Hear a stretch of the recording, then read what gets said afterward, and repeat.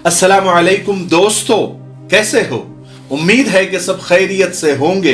अल्लाह आप लोगों को ऐसे ही खुश रखे।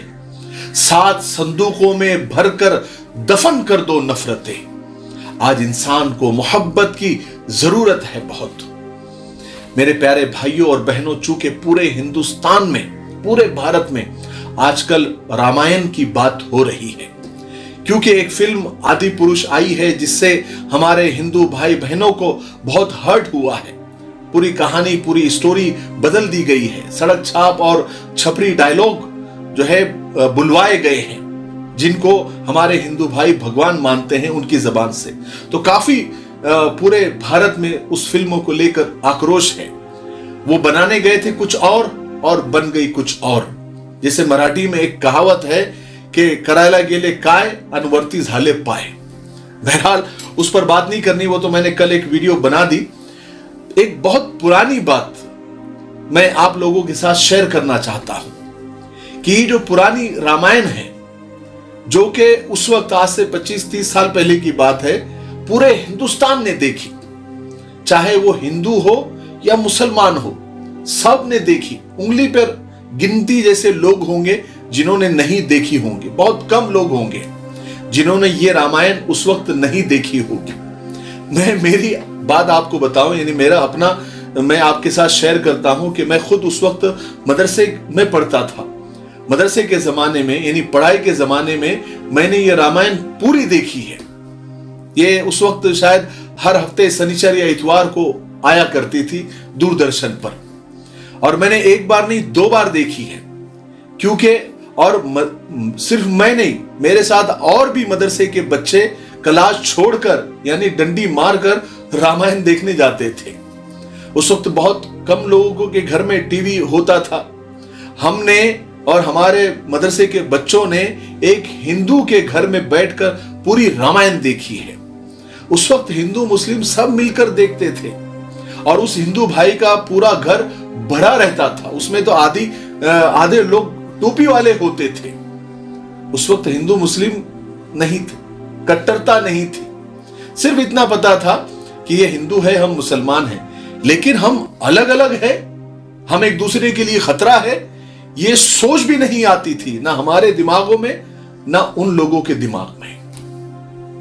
और फिर जब ये रामायण पूरी हो गई तो फिर गली गली मोहल्लों में वो वीसीआर और टीवी लगाकर पूरे मोहल्ले को जमा करके वो रामायण बताई जाती थी। हमारे मोहल्ले में भी कई बार रामायण बताई गई और सब ने मिलकर देखी। हमारे मोहल्ले में तो मुसलमान ज्यादा थे, आज भी वहां पर ज्यादा है, लेकिन सब मिलकर देखते थे। पूरा रोड जाम हो जाता था। रात में 12, 1, 2 बजे तक वो रामायण सीरियल चलती थी और सब देखते थे।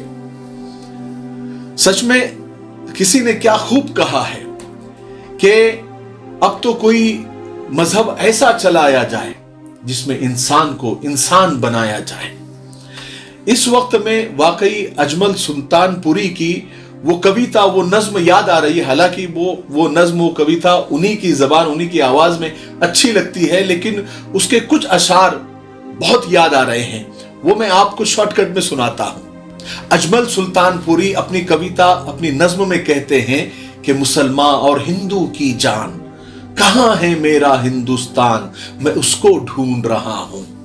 वो उर्दू गजले, हिंदी गीत, कहीं वो प्यार, कहीं वो प्रीत, पहाड़ी झरनों के संगीत, देहाती लहरा पूर्वी दान, मैं उसको ढूंढ रहा हूं। जहां के कृष्ण, जहां के राम, जहां की शाम सलोनी शाम, जहां की सुबह बनारस धाम, जहां भगवान करे स्नान, मैं उसको ढूंढ रहा हूं। जहां थे तुलसी और कबीर, जायसी जैसे पीर फकीर, जहां थे मोमिन गालिब मीर, जहां थे रहमान और रसखान, मैं उसको ढूंढ रहा हूं। वो मेरे पुरखों की जागीर, कराची, लाहौर और कश्मीर, वो बिल्कुल शेर किसी तस्वीर, वो पूरा पूरा हिंदुस्तान, मैं उसको ढूंढ रहा हूं।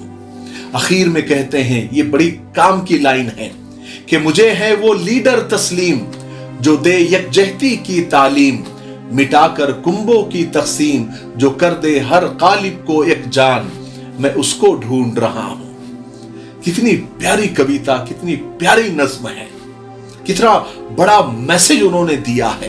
वाकई में आज वो हिंदुस्तान हम सब ढूंढ रहे हैं कि कहां है वो हिंदुस्तान। उस वक्त सब एक जान थे, सब एक ही थे, दिल साफ थे सबके।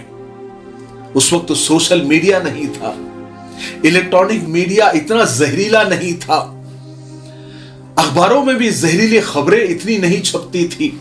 ट्विटर क्या होता है, इंस्टाग्राम क्या होता है, यूट्यूब और फेसबुक किस चिड़िया का नाम है, किसी को पता नहीं था, बल्कि ये तो उस वक्त था भी नहीं।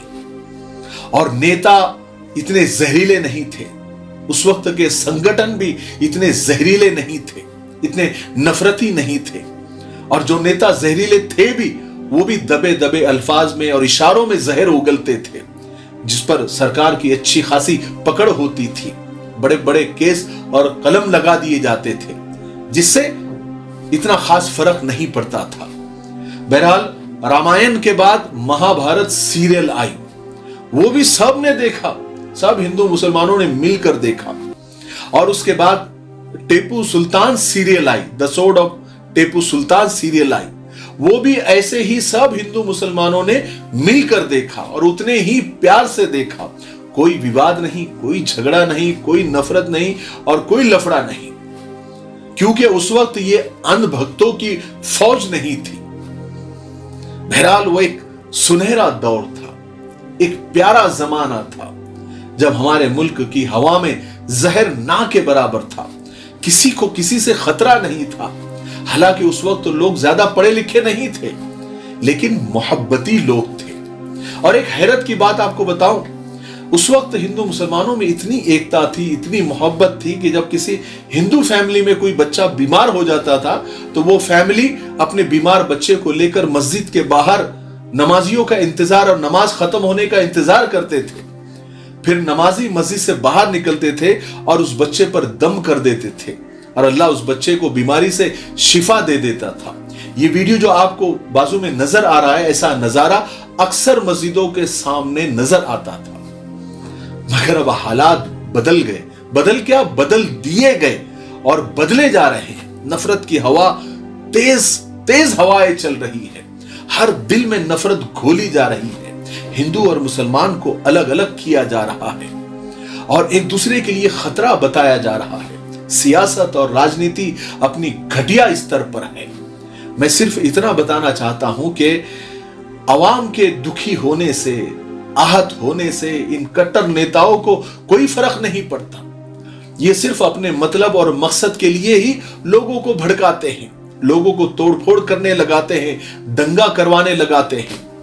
और ये सब अवाम नहीं करती, ना अवाम चाहती है, ये सिर्फ नेता और उनके गुर्गे ही करते हैं और इसका सहरा अवाम के सर पर डाल देते हैं। ये गंदी राजनीति को हमको समझना होगा और हमारे मुल्क से ये जहरीली हवा को खत्म करना होगा।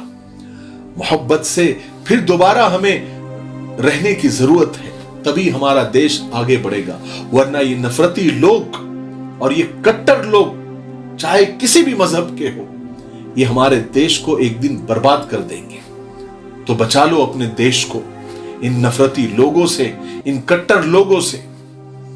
मुझे उम्मीद है कि आज की वीडियो से और मेरा अपना पर्सनल जो एक्सपीरियंस था, जो हमने जो देखा था, वो आपके सामने रख दिया।